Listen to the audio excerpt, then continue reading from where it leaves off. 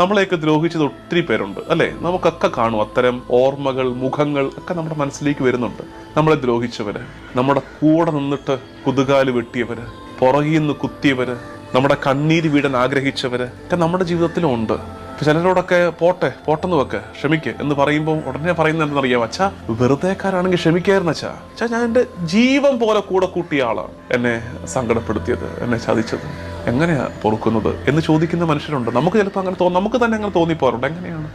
Out of ignorance, അറിവില്ലായ്മ കൊണ്ടായിരിക്കാം, തെറ്റിദ്ധരിക്കപ്പെട്ടത് കൊണ്ടാകാം. ചിലർ പറയും നല്ല ബോധത്തോടെയാ ചെയ്തത്, ശരിയായിരിക്കുമെന്ന്. നല്ല ബോധമെന്ന് അവര് വിചാരിച്ചിരിക്കുന്നത് അവരുടെ അറിവില്ലായ്മയാണെങ്കിലോ നമുക്കങ്ങ് പൊറുക്കാം.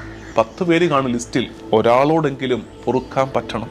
അതായത് നമ്മളോട് ദ്രോഹം ചെയ്തവരോട് അത് അവരുടെ അജ്ഞത മൂലമാണെന്ന് വിചാരിച്ച് ക്ഷമിക്കുന്നതിനോടൊപ്പം നമ്മൾ ശരിക്കും ചിന്തിക്കേണ്ട ഒന്ന്, നമ്മൾ കാരണം മറ്റൊരാൾ സങ്കടപ്പെട്ടിട്ടുണ്ടോ?